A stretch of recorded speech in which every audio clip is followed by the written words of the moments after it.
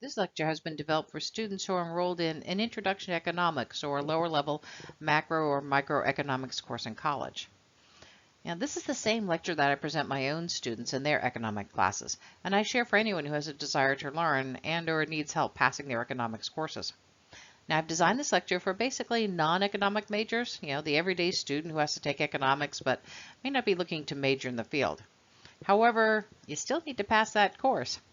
So if this video is helpful to you, I might also recommend that you check out the companion video I make for this series, where I cover common questions and problems that relate specifically to each lecture. For this lecture, I'll be focusing on how economists think and talk about economics.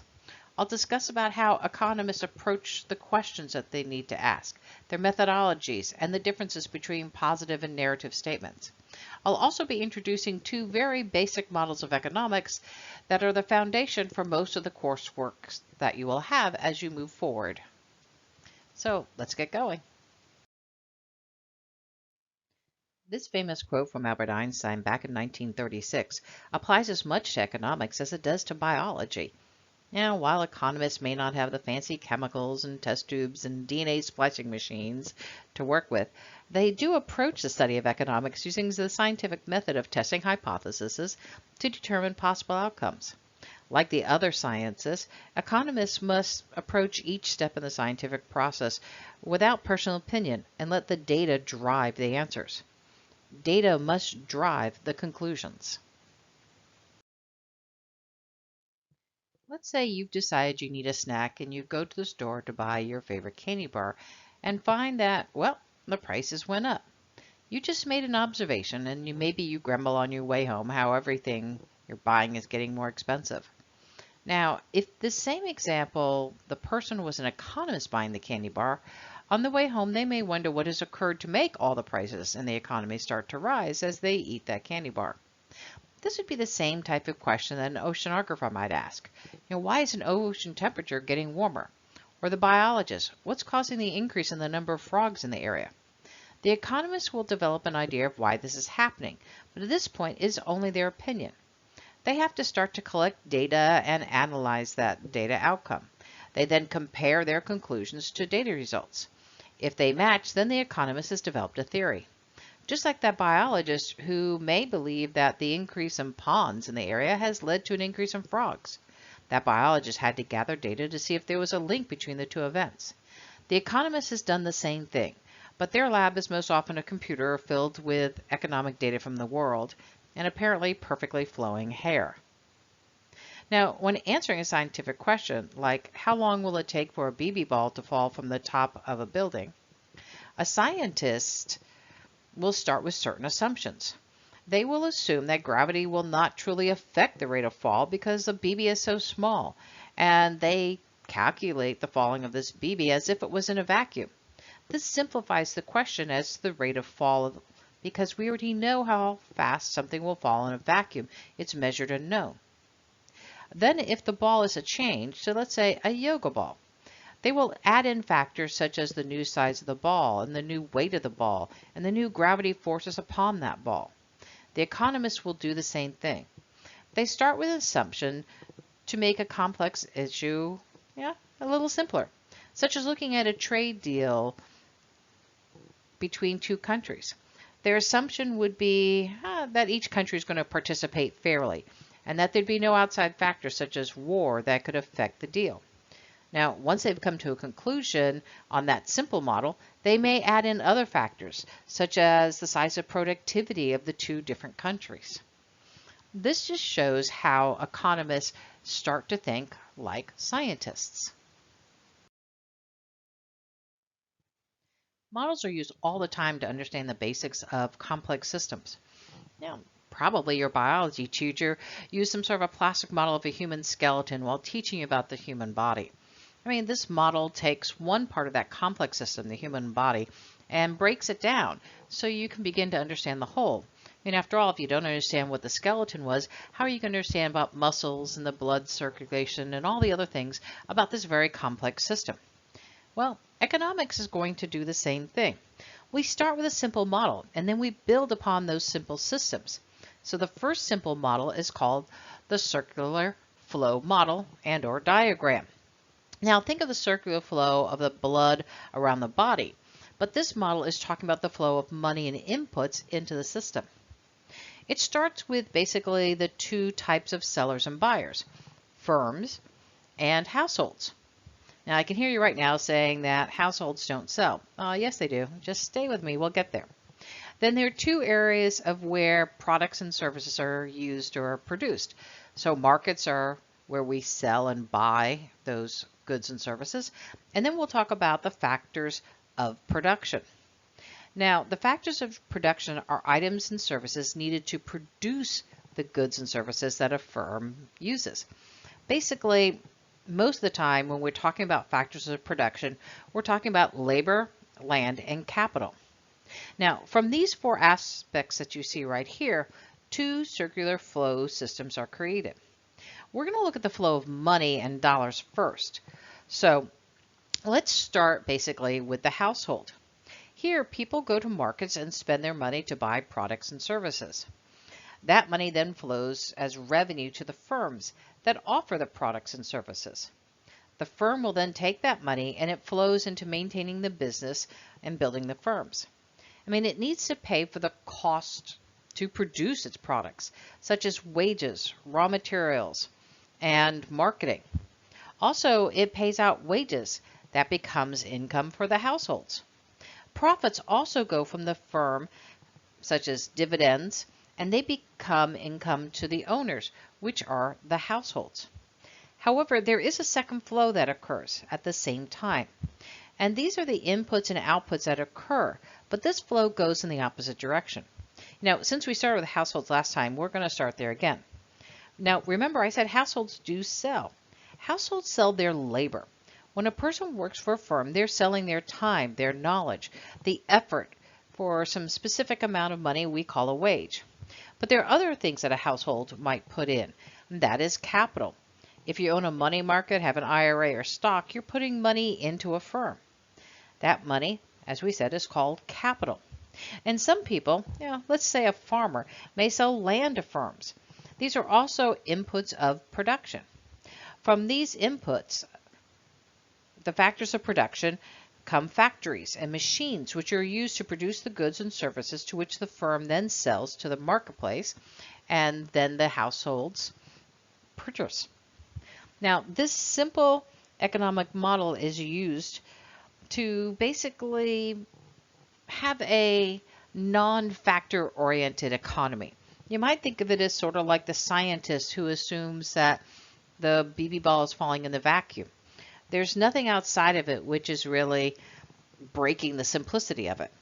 Now, what will happen is over time, we'll be adding factors that will affect the actual circular flow. So we'll have to look at things like income rates or production rates. But for now, we start with this simple model because if we don't understand the simple model, then as we add complexity to the model, it will become more muddied.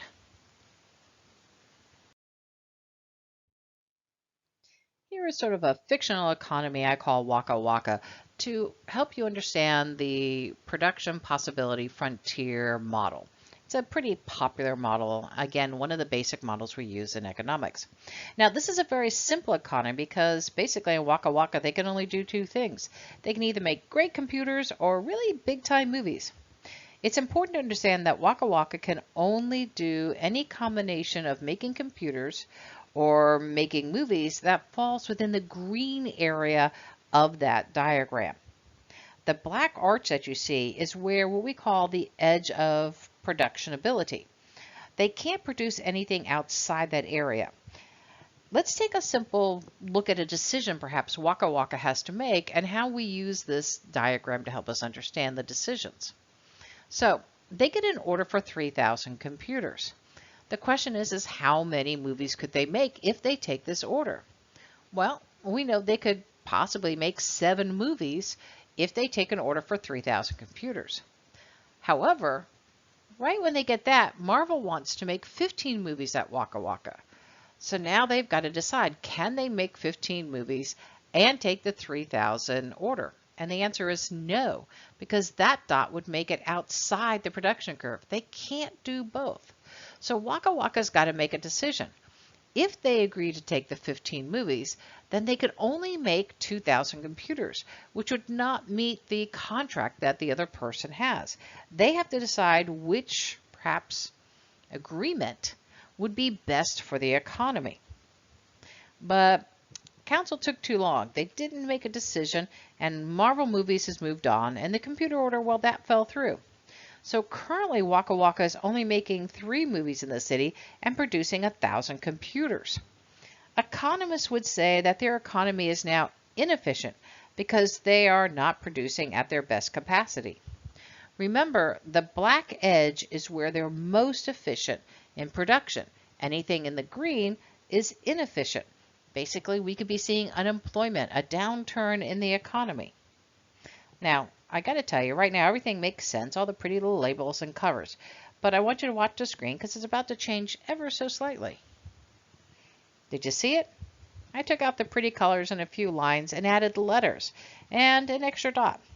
This is more likely what you're going to see in your economics classes and your textbooks. But notice that it's the same thing as before. The model didn't change. I mean, back it up if you need to see. All I did was put in some dots and some numbers.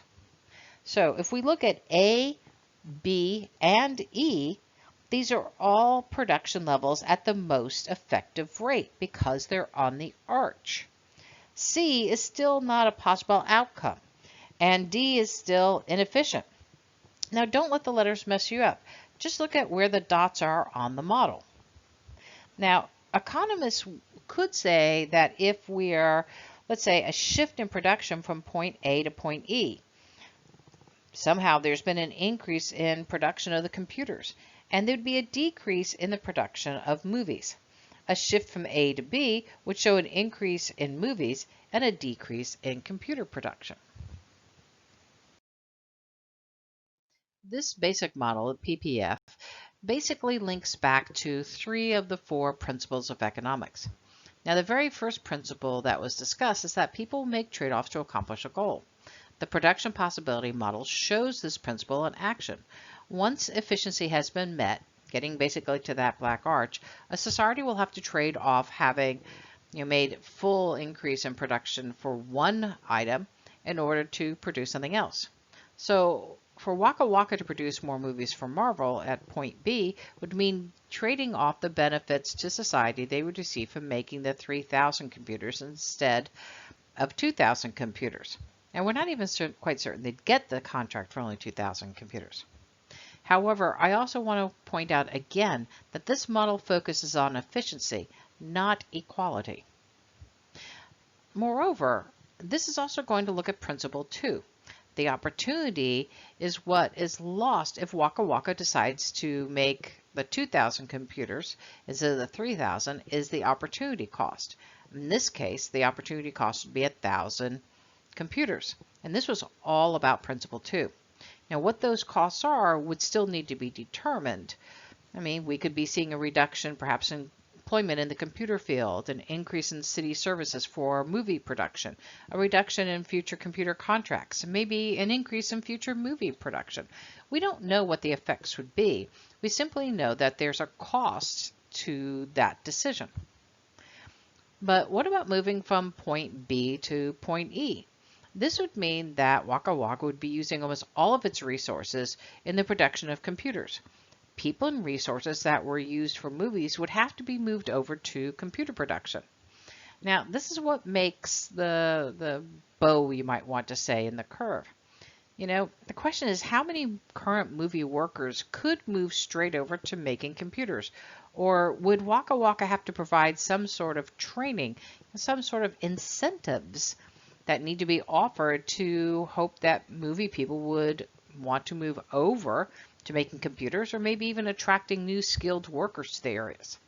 I'm not sure if a skilled makeup artist would be able to walk right in and start making computer components without some sort of training.